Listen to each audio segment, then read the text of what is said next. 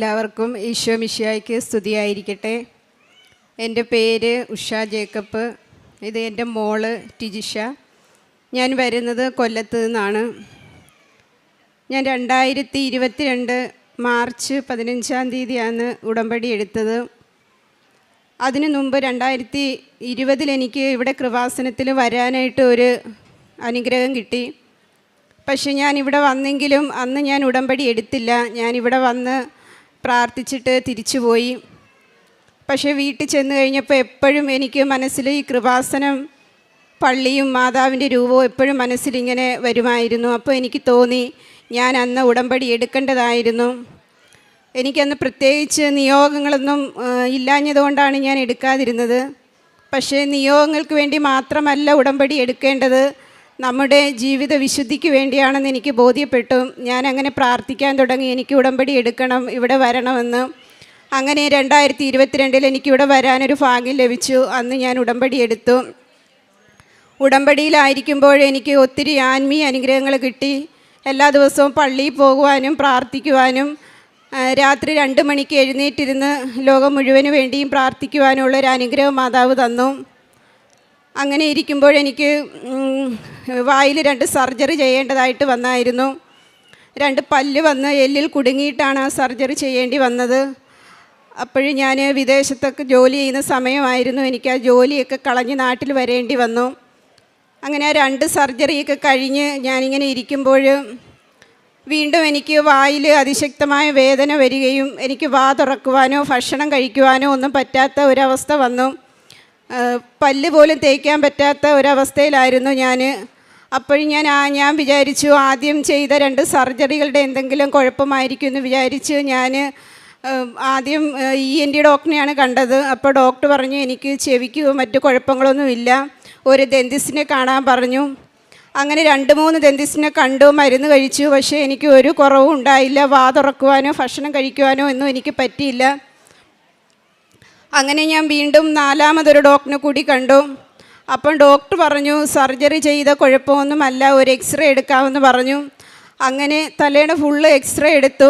X-ray എടുത്തപ്പോഴാണ് മുകളിൽ നിന്ന് വീണ്ടും ഒരു പല്ല് വന്ന് എല്ലിൽ കുടുങ്ങിയിട്ട് എല്ലിന് ചെറിയ പൊട്ടലുണ്ടാവുകയും പഴുപ്പ് ബാധിക്കുകയും ചെയ്തിട്ടുണ്ടെന്ന് കണ്ടു. വീണ്ടും ഒരു സർജറി കൂടി ചെയ്യണമെന്ന് പറഞ്ഞു. അപ്പോൾ എനിക്ക് ഭയങ്കരമായിട്ട് സങ്കടം വന്നു. ഞാൻ അപ്പോഴൊക്കെ ഉടമ്പടിയിലായിരിക്കുന്ന സമയമാണ്. അപ്പോൾ എല്ലാവരും ചോദിച്ചു ഉടമ്പടി എടുത്തിട്ടും ഇങ്ങനെ എന്തുകൊണ്ട് വന്നു എന്ന് ചോദിച്ചു. പക്ഷേ ഓരോ സഹനങ്ങളും ഉണ്ടാകുമ്പോഴും ഞാൻ കൂടുതൽ പ്രാർത്ഥനയിലും ആത്മീയ കാര്യങ്ങളിലുമൊക്കെ കൂടുതൽ എനിക്ക് തീഷ്ണത വന്നു. അങ്ങനെ ഞാൻ വീണ്ടും പ്രാർത്ഥിക്കാൻ തുടങ്ങി. അപ്പോൾ ഡോക്ടർ പറഞ്ഞു നാളെ തന്നെ സർജറി ചെയ്യണം, ഒരു സർജനെ വേറെ ഡോക്ടറിനെ വിളിക്കാം, എന്ത് പറയുന്നെന്ന് ചോദിച്ചു. എനിക്കപ്പോൾ ഭയങ്കരമായിട്ട് സങ്കടം വന്നു. കാരണം 2 സർജറി ചെയ്ത് എനിക്ക് ഒരുപാട് ബുദ്ധിമുട്ടുകളുണ്ടായിരുന്നു, മുറിവ് കരിയാനൊക്കെ. അപ്പം ഞാൻ ഡോക്ടറുടെ അടുത്ത് ഒന്നും പറഞ്ഞില്ല. ഞാൻ ആശുപത്രിയിൽ നിന്ന് ഇറങ്ങിപ്പോരുന്നു. എൻ്റെ എക്സ്റേ പോലും ഞാൻ മേടിച്ചില്ല. ഞാൻ തിരിച്ചു പോയി വീട്ടിൽ വന്നു. ഭയങ്കര സങ്കടത്തോടെ ഇരുന്നപ്പോൾ എൻ്റെ അമ്മ പറഞ്ഞു നീ എന്തിനാണിങ്ങനെ വിഷമിച്ചിരിക്കുന്നത്, നീ മാതാവിൻ്റെ ഉടമ്പടി തൈലമെടുത്ത് വേദനയുള്ള ഭാഗത്ത് പുരട്ടാൻ പറഞ്ഞു. അപ്പോൾ എനിക്ക് സത്യം പറഞ്ഞാൽ അമ്മച്ചിയോട് ദേഷ്യം വന്നു. കാരണം ഇത്രയും മരുന്നുകൾ കഴിച്ചിട്ടും മാറാത്ത വേദന എങ്ങനെയാണ് ഉടമ്പടി തൈലം ഇടുമ്പോൾ മാറുന്നതെന്ന് ഞാൻ ചിന്തിച്ചു. ഞാൻ ഉടമ്പടി എടുത്തിട്ടുള്ള ആളായിട്ടും എനിക്ക് തൈലത്തിൽ അത്ര വിശ്വാസം വന്നില്ലായിരുന്നു. എങ്കിലും അമ്മച്ചിയുടെ പറച്ചിൽ എൻ്റെ മനസ്സിലിങ്ങനെ ഉണ്ടായിരുന്നു. രാത്രി സന്ധ്യാപ്രാർത്ഥനയ്ക്ക് ഞാൻ ഉടമ്പടി തൈലം നെറ്റിയിൽ കുരിശ് വരച്ച് പ്രാർത്ഥിച്ചപ്പോൾ പെട്ടെന്ന് എൻ്റെ മനസ്സിലേക്ക് വന്നു വേദനയുള്ള ഭാഗത്ത് തൈലം പുരട്ടാൻ ആരോ പറയുന്നത് പോലെ തോന്നി. ഞാൻ പെട്ടെന്ന് ആ തൈലം എടുത്ത് എൻ്റെ വേദനയുള്ള ഭാഗത്ത് പുരട്ടി. പെട്ടെന്ന് തന്നെ ആ വേദന മാറി എന്നുള്ളതാണ്. നിങ്ങൾ വിശ്വസിക്കുമോ ഇല്ലയോ എന്ന് എനിക്കറിയത്തില്ല. പെട്ടെന്ന് എനിക്ക് വാ തുറക്കുവാനും എൻ്റെ വേദന എവിടെ പോയി എന്ന് എനിക്കറിയത്തില്ല. നാളെ സർജറി പറഞ്ഞിരുന്നതാണ്. അത് മാതാവ് എനിക്ക് ചെയ്തു തന്ന വലിയൊരു അത്ഭുതവും ഉടമ്പടി തൈലത്തോടുള്ള ഒരു വിശ്വാസവും എന്നിലുണ്ടായി. അത് കഴിഞ്ഞ് ഞങ്ങൾ കൃപാസനത്തിൽ വന്ന് ഉടമ്പടി എടുത്ത് എല്ലാവരും കൂടി ഒരു പ്രാർത്ഥനാ ഗ്രൂപ്പ് ഉണ്ടാക്കി. ആ ഗ്രൂപ്പിൽ എനിക്ക് അംഗമാകാനായിട്ട് ചേർന്നു. ഞങ്ങളവിടെ എല്ലാ മാസത്തിലും അഖണ്ഡ ജപമാല നടത്തും. ആ ജപമാലയിൽ ഞങ്ങൾ ലോകം മുഴുവന് വേണ്ടിയും പ്രാർത്ഥിക്കും. കാരുണ്യ പ്രവൃത്തികളൊക്കെ ആ ഗ്രൂപ്പ് വഴി ഞങ്ങൾ ചെയ്യും. രോഗികളെ കാണുകയും അവർക്ക് ഭക്ഷണം എത്തിച്ചു കൊടുക്കുകയും അവർക്ക് സാമ്പത്തിക സഹായം ചെയ്യുകയൊക്കെ ചെയ്യുമായിരുന്നു. അങ്ങനെ ഒരു ദിവസം അഖണ്ഡ ജപമാലയിൽ ഇരിക്കുമ്പോൾ എൻ്റെ അടുത്ത് ആരോ പറയുന്നത് പോലെ തോന്നി. നിനക്ക് ഒരു മുഴയുണ്ട്, ആ മുഴ നോക്കാനെന്ന് പറയുന്നത് പോലെ എനിക്ക് തോന്നി. അപ്പോൾ അതിന് ഒരാഴ്ച മുന്നേ ഞാൻ യൂട്രസിന് മുഴയുണ്ടോ എന്നൊക്കെ ചെക്കപ്പ് ചെയ്ത് നോക്കിയതായിരുന്നു. അപ്പോൾ എനിക്ക് ഒരു മുഴയും യൂട്രസിലൊന്നും കണ്ടില്ല. പക്ഷേ ഇങ്ങനെ ഒരു ശബ്ദം കേട്ടപ്പോഴും ഞാൻ വിചാരിച്ചു, ഇനി എനിക്ക് എവിടെയാണ് മുഴയുള്ളത്, ഇത് എൻ്റെ തോന്നലായിരിക്കും എന്ന് വിചാരിച്ചു. പക്ഷേ അത് തുടർച്ചയായി ഇങ്ങനെ കേട്ടുകൊണ്ടിരുന്നു. അപ്പം ജപമാലയൊക്കെ കഴിഞ്ഞ് ഞാൻ വീട്ടിൽ വന്നപ്പോഴും ഞാനിങ്ങനെ അമ്മച്ചിയെടുത്ത് പറഞ്ഞ്, ഇങ്ങനെ എനിക്ക് പ്രാർത്ഥിച്ചുകൊണ്ടിരുന്നപ്പോഴിങ്ങനെ തോന്നി.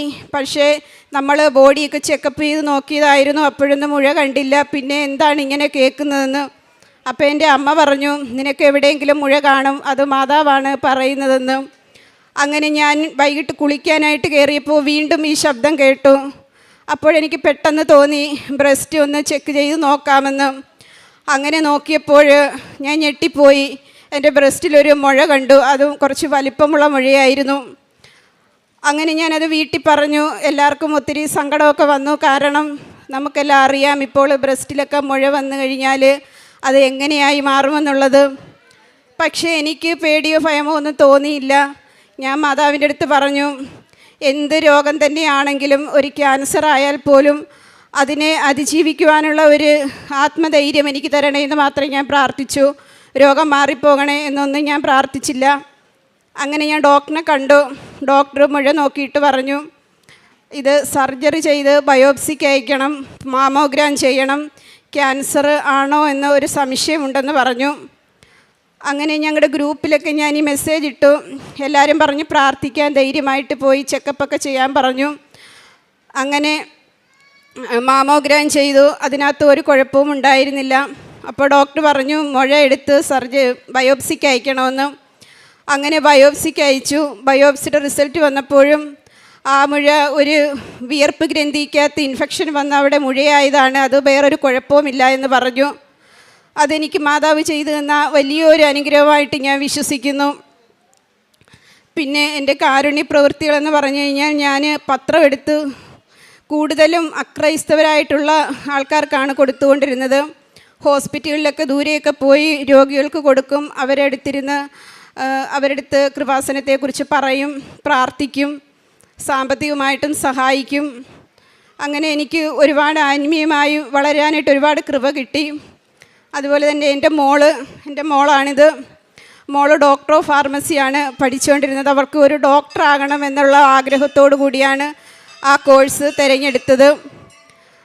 അവൾ മലയാളം മീഡിയത്തിലാണ് പഠിച്ചത്. എങ്കിലും അവൾ നന്നായിട്ട് പഠിക്കുമായിരുന്നു. എല്ലാത്തിനും അവൾക്ക് ഫസ്റ്റ് ക്ലാസ്സോടെയാണ് അവൾ +2 വരെ പഠിച്ചത്.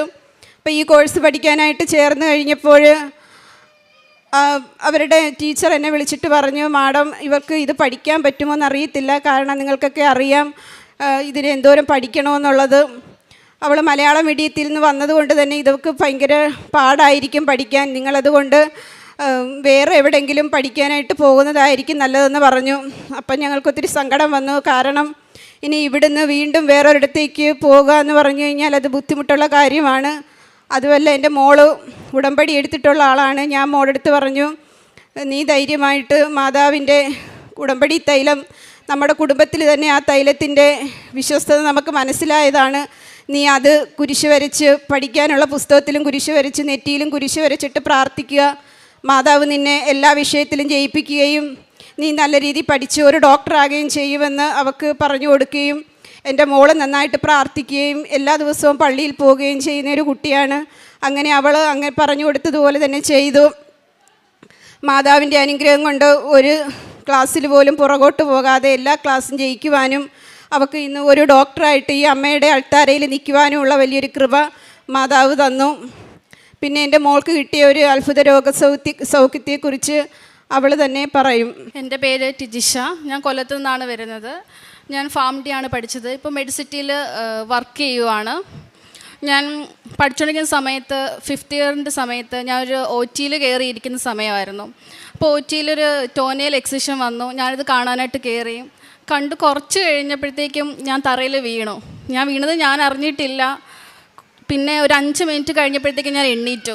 അപ്പോൾ എൻ്റെ തലയ്ക്ക് നല്ല വേദന ഉണ്ടായിരുന്നു. തലയിടിച്ചാണ് വീണത്. അപ്പോൾ കണ്ടു നിന്നവരൊക്കെ പറഞ്ഞു, നീ പെട്ടെന്ന് പോയൊരു CT എടുക്ക്, നിൻ്റെ തല അതുപോലെ ഇടിച്ചിട്ടുണ്ട്. ഞങ്ങൾ വരെ പേടിച്ച് പോയി. ഞങ്ങൾ നിന്നെ പിടിക്കാൻ നോക്കി, പക്ഷേ പറ്റിയില്ല, നിനക്ക് ഭയങ്കര വെയിറ്റ് ആയിരുന്നു ആ സമയത്തെന്ന് പറഞ്ഞു. അതുപോലെ ആ സമയത്ത് എനിക്ക് ഭയങ്കര ജെർക്കിങ് മൂവ്മെൻ്റ് ആണെന്ന് പറഞ്ഞു. അങ്ങനെ ആദ്യം ഒരു CT എടുക്കാമെന്ന് എഴുതി CT എടുത്തു. അത് കഴിഞ്ഞ് ഫ്രണ്ട്സ് പറഞ്ഞു നീ ഒരു ന്യൂറോയും കൂടെ കാണിക്ക്. അപ്പം ഞാൻ ന്യൂറോയും കൂടെ കണ്ടു.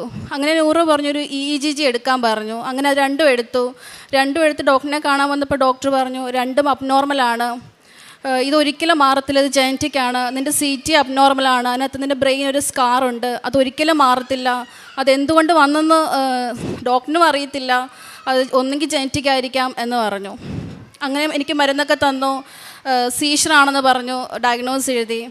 അങ്ങനെ ഞാൻ 1 വർഷമായിട്ട് ലെവിപ്പില്ല് 500 mg BD ആയിട്ട് കഴിച്ചുകൊണ്ടിരിക്കുമായിരുന്നു. അങ്ങനെ എല്ലാ 6 മാസം കൂടുമ്പോൾ എനിക്ക് റിവ്യൂ ഉണ്ട്. അങ്ങനെ ഓരോ റിവ്യൂവിന് ചെല്ലുമ്പോൾ ഞാൻ ചോദിക്കും നമുക്കൊന്നും കൂടി CT എടുത്ത് നോക്കാം, എനിക്ക് പ്രത്യേകിച്ച് കുഴപ്പമൊന്നും ഇല്ലെന്നാണ് എനിക്ക് തോന്നുന്നത്.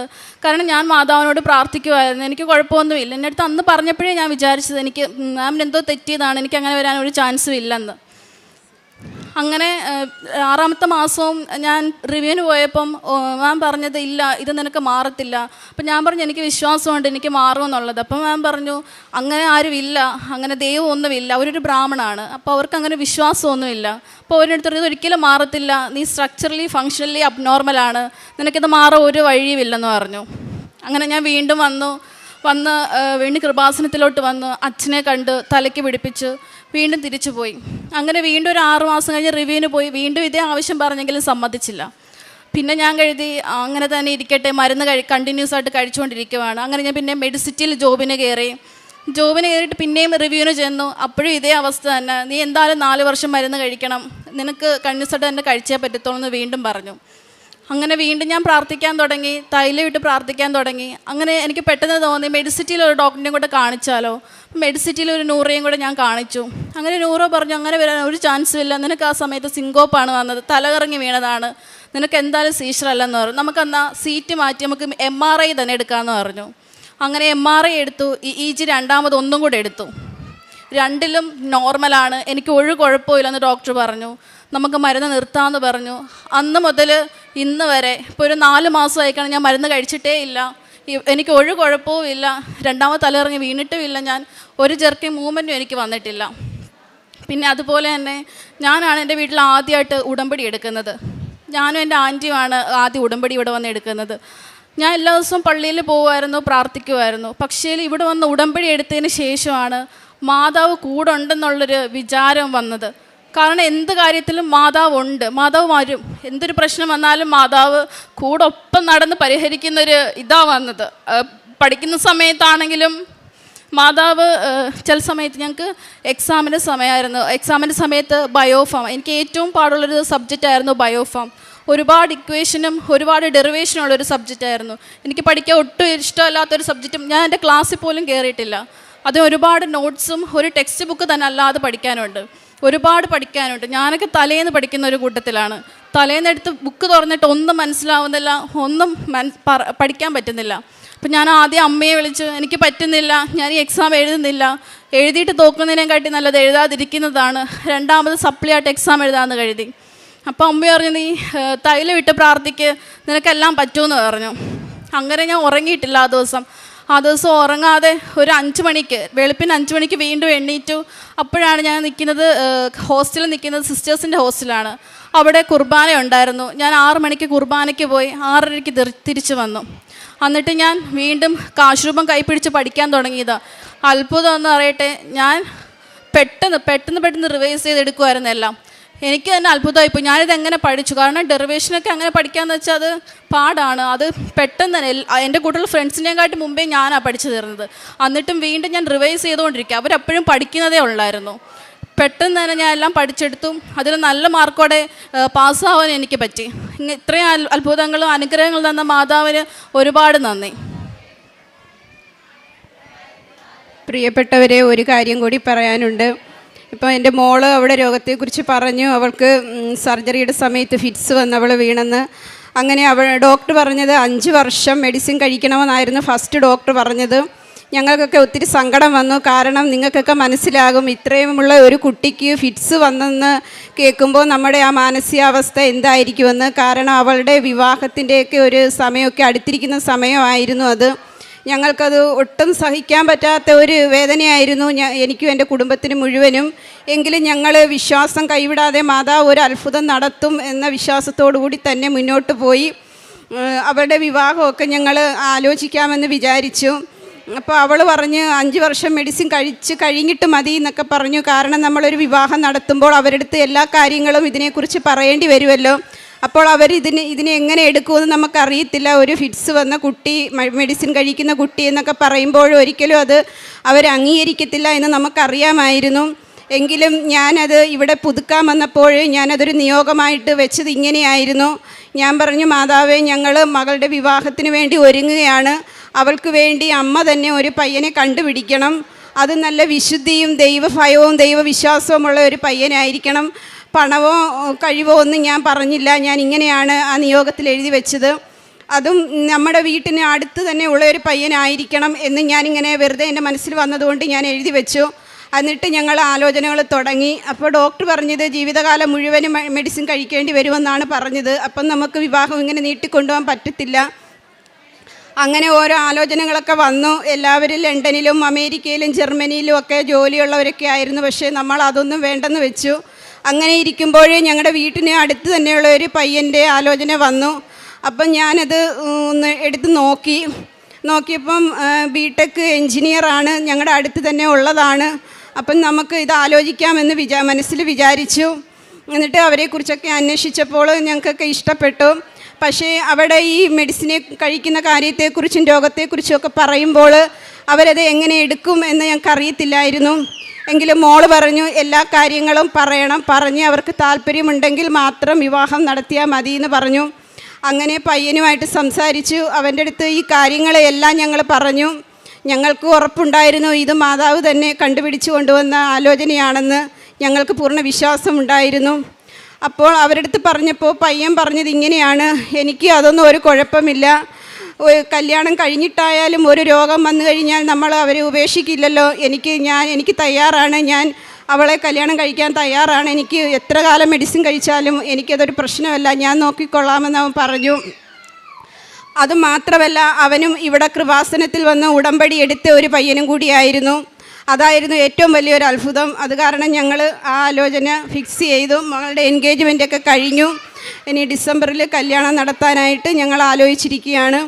അങ്ങനെ ഞങ്ങളുടെ കുടുംബത്തിൽ ഒരുപാട് നന്മകളും കൃപകളുമാണ് മാതാവ് ഓരോ ദിവസവും തന്നുകൊണ്ടിരിക്കുന്നത്. ഇവിടെ നിന്ന് ഇന്ന് വൈകുന്നത് വരെ പറഞ്ഞാലും തീരത്തില്ല. അത്രയ്ക്ക് അനുഗ്രഹങ്ങളാണ് ഞങ്ങൾക്ക് മാതാവ് തന്നത്.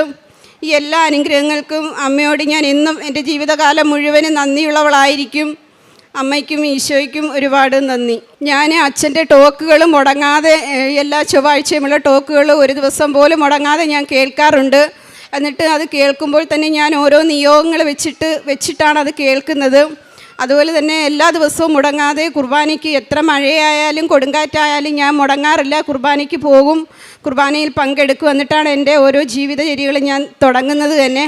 രാത്രിയിൽ 2 മണിക്ക് എഴുന്നേറ്റിരുന്ന് പ്രാർത്ഥിക്കും. അതിനെനിക്ക് മാതാവ് ഒരു അനുഗ്രഹം തന്നു.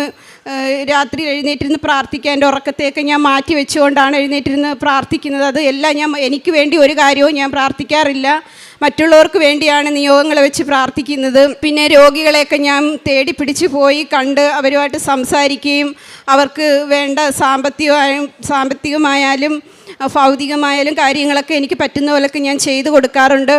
പിന്നെ ഞങ്ങളൊരു പ്രാർത്ഥനാ ഗ്രൂപ്പിൻ്റെ ഒരു ലീഡറായിട്ട് എന്നെ ഞങ്ങളുടെ പള്ളിയിൽ നിന്ന് തിരഞ്ഞെടുത്തു. ആ ഗ്രൂപ്പിൽ എനിക്ക് ഒത്തിരി കാര്യങ്ങൾ ചെയ്യാൻ പറ്റി. കാരണം ആ ഗ്രൂപ്പ് ഞങ്ങളുടെ ഇടവക പള്ളിയിൽ നിന്ന് ഒരുപാട് ദൂരെയാണ് ഞങ്ങൾ താമസിക്കുന്നത്.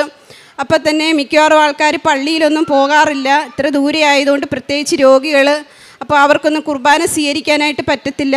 അപ്പോൾ അങ്ങനെയുള്ള രോഗികളെയൊക്കെ ഞാൻ കണ്ടെത്തുകയും പള്ളിയിൽ അറിയിക്കുകയും അവർക്ക് എല്ലാ മാസത്തിലും കുർബാന കൊടുക്കാനുള്ള ഒരു സാഹചര്യം ഒരുക്കി കൊടുക്കുകയും ചെയ്തു. അത് വലിയൊരു അനുഗ്രഹമായിട്ട് എനിക്ക് തോന്നുന്നു. കാരണം കുർബാന എല്ലാ മാസത്തിലും എടുക്കുമ്പോൾ തന്നെ ആ രോഗികൾക്ക് വലിയൊരു മാറ്റം വരുന്നതായിട്ട് എനിക്ക് തോന്നിയിട്ടുണ്ട്.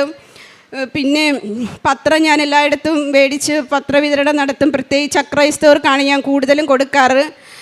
ഹോസ്പിറ്റലുകളിൽ കൊണ്ടുപോയി കൊടുക്കും. ഭക്ഷണപ്പൊതി ഉണ്ടാക്കി ഞങ്ങളുടെ അടുത്തുനിന്ന് പോകുന്നവരുടെ കയ്യിലൊക്കെ ഞാൻ കൊടുത്തു വിടും. പിന്നെ എല്ലാ ദിവസവും ഞാൻ മുടങ്ങാതെ തന്നെ, ഒരു ദിവസം പോലും മുടങ്ങാതെ ഞാൻ ബൈബിള് വായിക്കാറുണ്ട്. ബൈബിള് വായിച്ച് ധ്യാനിക്കാറുണ്ട്. അങ്ങനെ എനിക്ക് പറ്റുന്ന എല്ലാ കാര്യങ്ങളും ഞാൻ ഈ ഉടമ്പടിയിൽ ചെയ്തിട്ടുണ്ടെന്നാണ് എൻ്റെ വിശ്വാസം. മാതാവും ഈശോയ്ക്കും ഈ കൃപകളെല്ലാം തന്നതിനെ ഓർത്ത് ഞാൻ കോടാനുകോടി നന്ദി അർപ്പിക്കുന്നു. ജെറമ്യാ പ്രവാചകൻ്റെ പുസ്തകം 32-ാം അധ്യായം 40-ാം തിരുവചനം. ഞാൻ അവരുമായി ശാശ്വതമായ ഒരു ഉടമ്പടി ഉണ്ടാക്കും. അവർക്ക് നന്മ ചെയ്യുന്നതിൽ നിന്ന് ഞാൻ പിന്തിരിയുകയില്ല. അവർ എന്നിൽ നിന്ന് പിന്തിരിയാതിരിക്കുവാൻ എന്നോടുള്ള ഭക്തി ഞാൻ അവരുടെ ഹൃദയത്തിൽ നിക്ഷേപിക്കും. ഉഷ ജേക്കബ് എന്ന ഈ സഹോദരിയും മകൾ ടിജിഷയും അവരുടെ വ്യക്തിജീവിതത്തിലും കുടുംബത്തിലും ലഭിച്ച നിരവധിയായ നന്മകളെ അമ്മയുടെ തിരുവൾത്താരയിൽ സന്തോഷത്തോടും നന്ദിയോടും കൂടി സാക്ഷ്യപ്പെടുത്തുകയാണ്. സഹോദരി പറയുന്നുണ്ട്, ആദ്യത്തെ സാക്ഷ്യങ്ങളെല്ലാം രോഗസൗഖ്യത്തിൻ്റെ സാക്ഷ്യങ്ങളാണ്. 2 തവണ പല്ലിന് ഓപ്പറേഷൻ ചെയ്ത എങ്കിലും നിരന്തരമായ വേദനയും പ്രയാസത്തിലൂടെ മുന്നോട്ട് പോകുമ്പോൾ ഡോക്ടർ അടുത്തൊരു ഓപ്പറേഷനും കൂടി നിർദ്ദേശിക്കുമ്പോഴാണ് സഹോദരി പ്രാർത്ഥിക്കുമ്പോൾ ഒരു സന്ദേശം കിട്ടുന്നത്, ഉടമ്പടി തൈലമെടുത്ത് പുരട്ടുക എന്നത്. ഇത് ഉടമ്പടിയിലുള്ള പ്രധാനപ്പെട്ട ഒരു മേഖലയാണ് കമ്മ്യൂണിക്കേഷൻ. നമുക്ക് കൃത്യമായ സന്ദേശങ്ങളും ചില വ്യക്തികളുടെ ഇടപെടലുകളും നമ്മുടെ ജീവിതം പോകേണ്ട വഴികളെക്കുറിച്ചുള്ള ധാരണകളും അമ്മ മാതാവ് ഉടമ്പടിയിലായിരിക്കുന്ന മക്കൾക്ക് നിരന്തരം കൈമാറിക്കൊണ്ടിരിക്കും. അതിൻ്റെ 2 കാര്യങ്ങൾ സഹോദരി സൂചിപ്പിച്ചു. ആദ്യത്തേത്, ആ പല്ലുവേദനയുടെ സമയത്ത് ഡോക്ടർ അടുത്ത ദിവസം ഓപ്പറേഷൻ എന്ന് പറയുമ്പോൾ അത് കൃത്യമായി ഉള്ളിൽ നിന്ന് തന്നെ വരുന്ന വിഷയം അത് തൈലം പൂശി പ്രാർത്ഥിക്കുവാനാണ്. അന്ന് വരെ തൈലത്തിൽ അത്ര കണ്ട് വിശ്വാസം മകൾക്ക് തോന്നിയില്ലെങ്കിലും സന്ദേശത്തിലും അമ്മ മാതാവിലും അടിയുറച്ച് വിശ്വസിച്ചുകൊണ്ട് അത് പൂശി പ്രാർത്ഥിക്കുകയും അതോടെ ആ വേദന പൂർണ്ണമായി മാറുകയും പിന്നീട് ഇന്ന് വരെയും യാതൊരു ക്ലേശവുമില്ലെന്ന് സാക്ഷ്യപ്പെടുത്തി.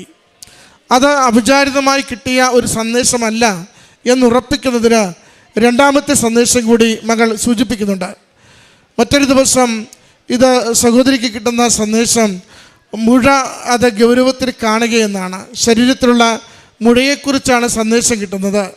സഹോദരി പറയുന്നുണ്ട്, ആ നാളുകളിൽ ഒരു ചെക്കപ്പൊക്കെ ചെയ്ത് പ്രത്യേകിച്ച് യൂട്രസിന് മുഴയൊന്നുമില്ല എന്നൊക്കെ ഉറപ്പുവരുത്തി ആരോഗ്യവതിയാണെന്ന് കരുതിയിരിക്കുന്ന നാളുകളിലാണ് ആവർത്തിച്ച് ഈ മുഴ എന്നതിനെക്കുറിച്ച് സന്ദേശം കിട്ടുന്നത്. അങ്ങനെ വീണ്ടും അത് കുളിക്കുവാൻ ചെല്ലുമ്പോൾ വീണ്ടും ശക്തമായി സന്ദേശം വരുമ്പോഴാണ് തിരിച്ചറിയുന്നത് സാമാന്യം വലിയൊരു മുഴ തൻ്റെ ബ്രസ്റ്റിലുണ്ടെന്നും അത് വലിയൊരു പ്രയാസകരമായ സാഹചര്യത്തിലേക്ക് മാറുവാൻ സാധ്യതയുണ്ടെന്നും. എന്നും അമ്മ മാതാവിലൂടെ ലഭിക്കുന്ന സന്ദേശങ്ങൾ, ആ സന്ദേശങ്ങൾ നമ്മുടെ ജീവിതത്തെ സംരക്ഷിക്കുവാനുള്ളതും സഹായിക്കാനുള്ളതുമാണ്. സ്വാഭാവികമായും കുടുംബം പെട്ടെന്നത് ക്യാൻസറിലേക്കാണ് ചിന്ത കൊണ്ട് ചെന്നെത്തിക്കുന്നതെങ്കിലും ഡോക്ടർമാർ പരിശോധിച്ചിട്ടത് പറയുന്നുണ്ട്, അത്തരം യാതൊരു വിഷയവുമില്ല, അത് സൗഖ്യപ്പെടുന്ന സന്ദേശത്തോട് നമ്മൾ ചേർത്ത് വയ്ക്കുന്ന ഹൃദയത്തിൻ്റെ ഐക്യം ദൈവഹിതപ്രകാരം ജീവിതത്തിൽ നിലപാടെടുക്കുവാനുള്ള തീരുമാനം അത് നമ്മളെ കൂടുതൽ വേഗത്തിൽ സുരക്ഷിതരാക്കുന്നു. ആ 2 കാര്യങ്ങളാണ് ആദ്യത്തെ 2 സാക്ഷ്യങ്ങളിലൂടെ സഹോദരി പങ്കുവയ്ക്കുന്നത്. അതുപോലെ ഗൗരവമുള്ള മറ്റൊരു വിഷയം മകളുടെ ഒരു വീഴ്ചയുമായി സംബന്ധിച്ച് സൂചിപ്പിക്കുന്നുണ്ട്.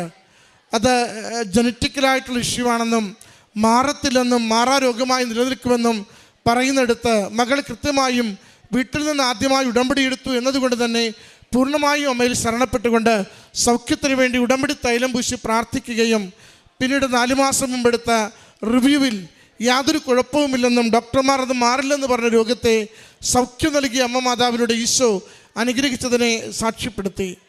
അതോടൊപ്പം പഠന മേഖലയിൽ ലഭിച്ച വലിയൊരു നന്മയെക്കുറിച്ചും മകളെ സാക്ഷ്യപ്പെടുത്തി. അത് ഒരു വിഷയം ഫാം ഡി പഠിക്കുമ്പോൾ അതിലുള്ള ഒരു വിഷയം ബയോഫാം ഏറ്റവും ക്ലേശകരമായ ഡെറിവേഷൻസും ഇക്വേഷൻസും ഉള്ളതുകൊണ്ട് എഴുതിയാൽ ജയിക്കില്ലെന്ന് മകൾ തന്നെ ഉറപ്പിച്ചത് മറ്റെല്ലാവരും പലപ്പോഴും പരാജയപ്പെടുന്ന ആ വിഷയം ഇപ്പോൾ എഴുതുന്നില്ല, ഈ വർഷം ഇത് പോകട്ടെ, എഴുതി തോൽക്കുന്നതിലും എഴുതാതെ അടുത്ത സപ്ലൈ എഴുതുന്നത് നല്ലതെന്ന് കരുതി മാറ്റിവെക്കുമ്പോൾ അമ്മയാണ് ബലപ്പെടുത്തി കൊടുക്കുക. ഉടമ്പടിയിലുള്ളതല്ലേ, ഉടമ്പടി തൈലം ഓരോ പുസ്തകത്തിലും നന്നായി കുരിശടയാളം വരച്ച വിശ്വാസ പ്രമാണം ചൊല്ലി മാതാവിന് കൊടുത്ത് പഠിക്ക്, അത് ശരിയായിക്കൊള്ളുമെന്ന് മകൾ പറയുന്നുണ്ട്. പിന്നെ അത്തരം പഠനം തുടർന്നതിന് ശേഷം ഒരിക്കൽ പോലും എനിക്ക് ഒരു ആശങ്കപ്പെടേണ്ടി വന്നില്ല, ഒന്നും എനിക്ക് പുറകോട്ട് തിരിഞ്ഞു നോക്കേണ്ടി വന്നില്ല.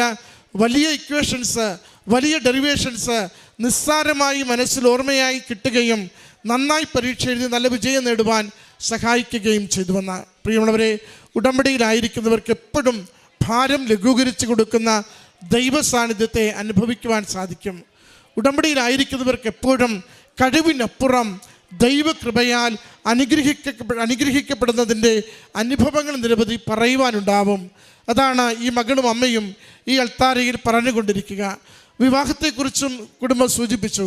അത് ഈ ഒരു ഫിക്സ് വന്നു, ഇത്രയും പ്രായത്തിൽ വന്നു കഴിയുമ്പോൾ അത് ആശങ്കയുള്ള വിഷയമായി മാറുമ്പോൾ കണ്ടെത്തുന്ന വ്യക്തി പൂർണ്ണമായി സ്വീകരിക്കുവാനും സന്തോഷത്തോടെ സ്വീകരിക്കുവാനും ഉടമ്പടിയിലായതുകൊണ്ട് തന്നെ അമ്മ മാതാവിൻ്റെ പദ്ധതിയോട് ചേർന്ന് സ്വീകരിക്കുവാനും തയ്യാറാവുകയും വിവാഹം നന്നായി ക്രമീകരിക്കപ്പെടുകയും ചെയ്തതിനെയും സാക്ഷ്യപ്പെടുത്തുന്നു. പ്രിയമുള്ളവരെ, ഏത് പ്രതിസന്ധി നിറഞ്ഞ ജീവിത വിഷയമാവട്ടെ, എത്ര കണ്ട് നമുക്കുത്തരമില്ലാത്ത വിഷയങ്ങളാവട്ടെ, ഡോക്ടർമാർക്ക് പരിഹാരമില്ലാത്ത രോഗങ്ങളാവട്ടെ, അതോടൊപ്പം നമ്മൾ കൂട്ടിയാൽ കൂടാത്തതാവട്ടെ, അമ്മയുടെ കരങ്ങളിലേക്ക് കൊടുത്തുകൊണ്ട് ഉടമ്പടിയിൽ പൂർണ്ണമായി വിശ്വസ്തയോടെ ജീവിക്കുവാൻ നമ്മൾ തയ്യാറാണെങ്കിൽ പ്രത്യക്ഷീകരണത്തിൻ്റെ കൃപയാൽ, ഈശോയുടെ തിരുരക്തത്തിൻ്റെ വിലയാൽ നമ്മളെ വീണ്ടെടുക്കുകയും സംരക്ഷിക്കുകയും അത്ഭുതകരമായ ഇടപെടലുകളിലൂടെ നമ്മുടെ ജീവിതത്തെ അമ്മ മാതാവ് നിരന്തരം സുരക്ഷിതമാക്കുകയും ചെയ്യും.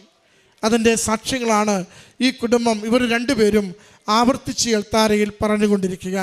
നമുക്ക് എളിമപ്പെട്ടുകൊണ്ട് ഉടമ്പടിയുടെ പ്രാർത്ഥനകളിലേക്കും ഉടമ്പടിയുടെ കാരുണ്യ പ്രവൃത്തികളിലേക്കും ഉടമ്പടി ജീവിതത്തിലേക്കും വിശ്വസ്തയോടെ മടങ്ങി വരാം. നമ്മുടെ രോഗക്ലേശങ്ങൾക്കും ജീവിത പ്രതിസന്ധികൾക്കും അമ്മ മാതാവിലൂടെ ഈശോ സംരക്ഷണവും സഹായവും വേഗത്തിൽ നൽകിക്കൊണ്ടിരിക്കും. ഈ കുടുംബത്തിന് നന്മകൾക്ക് കരങ്ങളടിച്ച് ഈ സാക്ഷ്യം നമുക്ക് സമർപ്പിക്കാം. അത്യപൂർവ ദൈവാനുഭവങ്ങൾ ഇനി നിങ്ങൾക്കും സ്വന്തം. ഈ യൂട്യൂബ് ചാനൽ ഇതുവരെ സബ്സ്ക്രൈബ് ചെയ്തിട്ടില്ലെങ്കിൽ ഇപ്പോൾ തന്നെ സബ്സ്ക്രൈബ് ചെയ്യുക. ഈ വീഡിയോ ഇപ്പോൾ തന്നെ നിങ്ങളുടെ സുഹൃത്തുക്കൾക്ക് ഷെയർ ചെയ്തുകൊണ്ട് കർത്താവിൻ്റെ പ്രേക്ഷിതരാകുക.